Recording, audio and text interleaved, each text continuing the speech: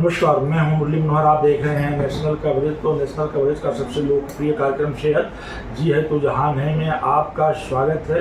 आज हम आपको एक ऐसे पूर्वांचल के जाने माने बाल रोग विशेषज्ञ से मिलवाने जा रहे हैं जो छोटे बच्चों के इलाज और उनके देख रेख के लिए मशहूर हैं। वो कोई और नहीं बल्कि उत्तर प्रदेश के मऊ जनपद के विवान चाइल्ड केयर के संस्थापक अध्यक्ष डॉक्टर विवेक सिंह जी हैं, जो कि बाल रोग विशेषज्ञ हैं। और आज हमारी जो चर्चा होगी बहुत तेजी से पूर्वांचल समेत मऊ, बलिया, आजमगढ़ में जो है डेंगू रोग अपना पांव पसार रहा है, जिससे कि छोटे बच्चे भी प्रभावित हो रहे हैं। तो सबसे पहले हम जानेंगे कि डेंगू है क्या, क्यों होता है, लक्षण क्या है, इसे रोका कैसे जा सकता है और बच्चों का इस पर क्या कुप्रभाव पड़ता है। इन तमाम बिंदुओं पर चर्चा करने के लिए हमारे साथ जो है पूर्वांचल के जाने माने बाल रोग विशेषज्ञ डॉक्टर विवेक सिंह जी जुड़ चुके हैं। आपका नेशनल कवरेज में बहुत बहुत स्वागत है। पूर्वांचल में और विशेष करके मऊ, बलिया, आजमगढ़ में बहुत तेजी से डेंगू अपना पांव पसार रहा है। तो डेंगू एक महामारी है, तो डेंगू और बच्चों का क्या है? ऐसा है कि बच्चे तो बेसिकली मोटी सी बात है कि समझने के लिए है कि शरीर का अपना एक प्रतिरक्षा तंत्र है जो कि मोटा मोटी हर चीज़ से, किसी भी कीटाणु से आपको एक सुरक्षा देता है। ठीक है, वो बच्चों में वैसे ही थोड़ा कमज़ोर होता है। ठीक है ना, तो ये तो बच्चे किसी भी बीमारी से प्रभावित होते हैं और ज़्यादा प्रभावित हो सकते हैं। एक मोटी सी बात, डेंगू ऐसी बीमारी है, डेंगू बेसिकली एक वायरस जनित रोग है। उसका वायरस होता है जो कि आदमी को प्रभावित करता है। बेसिकली ये मच्छर से फैलता है आदमी में। एडीज एजिप्टाई नाम का मच्छर है, ये फैलाता है इसके वायरस से, इसे तो फैलाएगा, काटेगा। ये पनपता है पानी में, तो कहीं भी इस समय चूँकि बारिश का मौसम होता है, मलेरिया भी मच्छर से फैलने वाला है, डेंगू भी, चिकनगुनिया भी, तो ये सब फैलने वाली बीमारी है। तो मलेरिया तो दूसरे मच्छर से फैल रहा है, ये दूसरे मच्छर से फैल रहा है, अलग अलग है, लेकिन बेसिकली है वाटर बॉर्न, जो गंदगी की वजह से ये वेक्टर बॉर्न डिजीज है। ठीक है, ये तो ये जैसे ही मतलब वायरस पहुंचता है, तो वायरस कोई भी शरीर में पहुंचा तो एक प्रतिरक्षा तंत्र का काम है कि वो उसको न्यूट्रलाइज करे। जी ठीक है जी।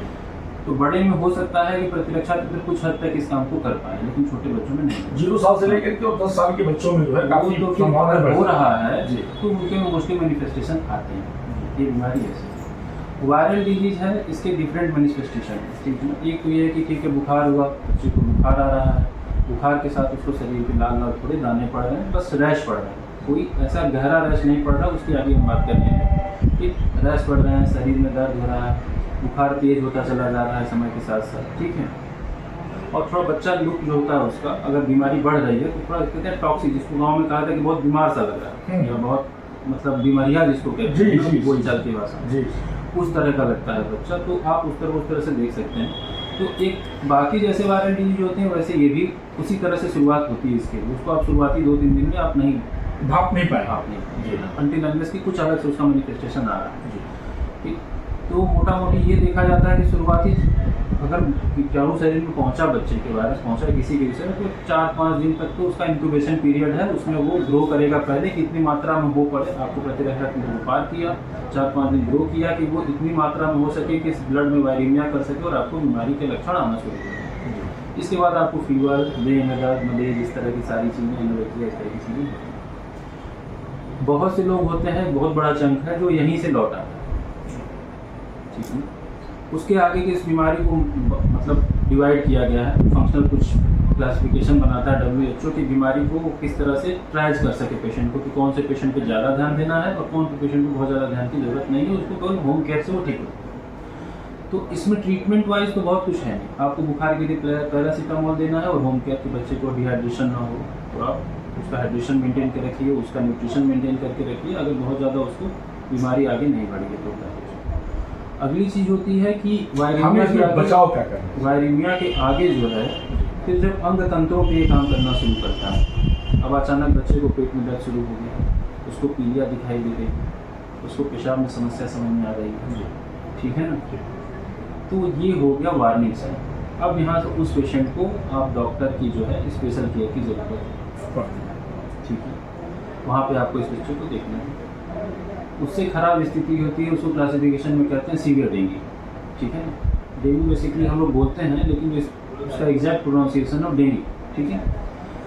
सीवियर डेंगू अगर हो गया तो उसमें फिर बच्चे का बीपी गिर सकता है, ठीक है, मल्टी ऑर्गन फेल्योर में जा सकता है, बहुत सी सारी चीज़ें। बेसिकली होता क्या है कि ब्लड वेसल्स जो होती हैं वो लीक करने लगती हैं, और जो खून का जो पानी वाला हिस्सा है वो लीक करके ऐसी जगह पे चला जाता है कि जैसे आप पानी भेज रहे हो कहीं और पाइप में छेद हो जाए, पानी बाहर जाएगा, उसमें प्रेशर गिर जाएगा, तो प्रेशर गिरेगा, ठीक है, तो फिर कभी कभार दिमाग पे भी असर होता है, ठीक है, डेंगू इंसेफेलाइटिस, इस तरह की सब चीज़ें। तो ये पूरा स्पेक्ट्रम है कि कोई बुखार सर दर्द से लगाए दौरे पड़ जाने तक कुछ भी हो सकता है। इसका बचाव अब बचाव के लिए यही है कि जो ट्रांसमिशन है उसका बचाव हमेशा उपचार से अच्छा है, सस्ती चीज़ भी है। उसका ये तरीका है कि आसपास जितने भी पानी के जो भी आपके रिजर्वायर जो ऐसे पड़े हुए हैं उसको साफ़ करवाते रहिए, कहीं पानी इकट्ठा नहीं हो। बच्चों को मॉस्किटो और एंटी मॉस्किटो जो क्रीम आती है तो वो लगा के रखिए। बच्चे बाहर हैं या ऐसे खेल रहे हैं तो उनको फुल स्लीव का कपड़ा पहनाइए। मच्छरदानी सबसे अच्छी चीज़ है, उसका बेस्ट जो है वो मच्छरदानी है। बाकी आप जितना मॉस्किटो रिपेलेंट और जो भी इस्तेमाल कर रहे हैं वो चीज़ तो सेकेंडरी है, बेस्ट जो सबसे अच्छा है वो है कि मॉस्किटो नेट इस्तेमाल करिए, क्योंकि इसको बस एक ही चीज़ से रोका जा सकता है कि जो इसका ट्रांसमिशन है, जो मच्छर फैला रहा है उसको कम कर दिया जाए। तो एक तो ये तरीका है कि पानी रहा नहीं तो मच्छर पनपा नहीं, और दूसरा जो है भी तो नहीं काटे, बस यही आपको रोकना है। तो मच्छर ये जो है खतरनाक है, जानलेवा भी हो सकता है। बिल्कुल, अगर मैंने कहा ना कि सीवियर डेंगू, अब जैसे आपके अंग तंत्र प्रभावित होना शुरू हुए तो फिर ये जानलेवा हो सकता है। अमूमन देखा जाता है अगर सामान्य डेंगू फीवर है तो चौथे पाँचवें दिन तक बुखार आएगा, इसके बाद फीवर आपका सबसाइड हो जाएगा। अब कहानी यहाँ से शुरू होगी। जब फीवर सबसाइड हो जा रहा है तो चौथे पाँचवें दिन से लगाई 7वें दिन तक ये जो समय होता है ये क्रिटिकल फेज होता है। जितनी गड़बड़ी होनी है इसी में होता है वो वहीं होगी। तो अब उसमें समस्या क्या खड़ी होती है कि आदमी को ये लगता है कि अब तुम्हारा बच्चा ठीक हो गया था, अब क्या दिक्कत हो गई, जरूर कुछ लापरवाही नहीं, ऐसा नहीं।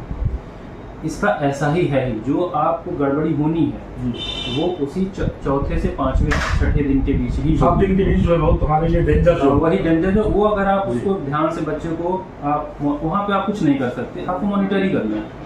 मॉनिटरिंग में आपको कोई गलती पकड़ में आ रही है, कोई गड़बड़ पकड़ में आ रही है बच्चे के अंदर, तो उसको तुरंत एडजस्ट करना है, उसको आपको नज़रअंदाज नहीं करना। आप वहाँ पर अगली चीज़ें खड़ी होती है कि प्लेटलेट, एक लोग परेशान हो जाते हैं प्लेटलेट के लिए। किसी भी वायरल इलनेस में या इवन मलेरिया में भी प्लेटलेट डाउन हो सकता है। तो प्लेटलेट डाउन हो रहा है तो जैसे नॉर्मल बाकी डिजीज में प्लेटलेट के लिए है कि कितना कम होगा, कोई उसको ब्लीडिंग मैनिफेस्टेशन है कि नहीं, उसके हिसाब से ब्लड चढ़ाना या नहीं चढ़ाना वो ऑलटुगेदर एक अलग है। डेंगू के मैनेजमेंट में प्लेटलेट कहीं से भी डिसाइडिंग फैक्टर नहीं है। प्लेटलेट आप जैसे नॉर्मल बाकी लोगों बाकी परिस्थितियों में प्लेटलेट की जो चढ़ाने की जो नियम है वही इसमें भी लगेंगे। इसमें जो काम करने की चीज़ है वो ये है कि जो लीक हो रहा है उसको पकड़ना, ठीक है, जो शरीर जो खून की नलियों में से बाहर पानी जा रहा है उसको पकड़ना। उसको पकड़ने के लिए आपको जो है कि ये देखना है कि उस बच्चे का जो हेमाटोक्रिट है, पानी में जितना खून है अगर वो बढ़ रहा है समय के साथ, ठीक है, तो वो फिर गड़बड़, इसका मतलब खून कंसनट्रेटेड हो जा रहा है, यानी अब लीक हो रही है, उस चीज़ को आपको पकड़ना है। तो ज़्यादा जो जरूरी चीज़ है वो है पैक्ड सेल वॉल्यूम पकड़िए, ठीक है, प्लेटलेट ठीक है पकड़िए, प्लेटलेट फंक्शन पकड़िए, ये चीज़ होगी। दूसरी चीज़ है कि एक बार अगर किसी को डेंगू हो गया तो आगे क्या जो एंटीबॉडी बनती है उसको प्रोटेक्ट करती है।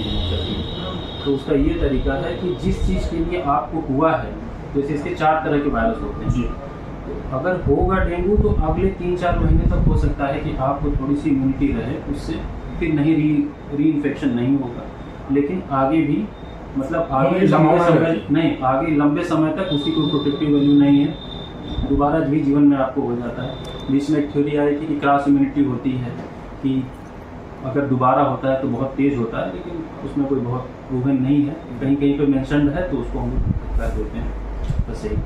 तो आप सुन रहे थे डॉक्टर विवेक सिंह को। डॉक्टर विवेक सिंह का हॉस्पिटल दीवान चाइल्ड केयर जो है गाजीपुर तिराहा बुनाई विद्यालय के पीछे है, और आप पूर्वांचल के जाने माने बाल रोग विशेषज्ञ हैं। आज जो चर्चा हुई है वो डेंगू और 0 साल से लेकर के 10 साल के बच्चों पे चर्चा की गई है। डॉक्टर साहब ने कहा है कि आप एकदम सतर्क हो जाइए, आसपास के जगहों पे किसी भी टूटे फूटे या टायर में पानी इकट्ठा ना होने दीजिए। पानी में ही जो है इसके जो है वायरस पैदा होते हैं, इसके मच्छर पैदा होते हैं। बच्चों को जब भी बाहर भेजिए फुल शर्ट पहना करके भेजिए और रात को सोते समय मच्छरदानी का इस्तेमाल जरूर करें। मुरली मनोहर के साथ प्रिंस।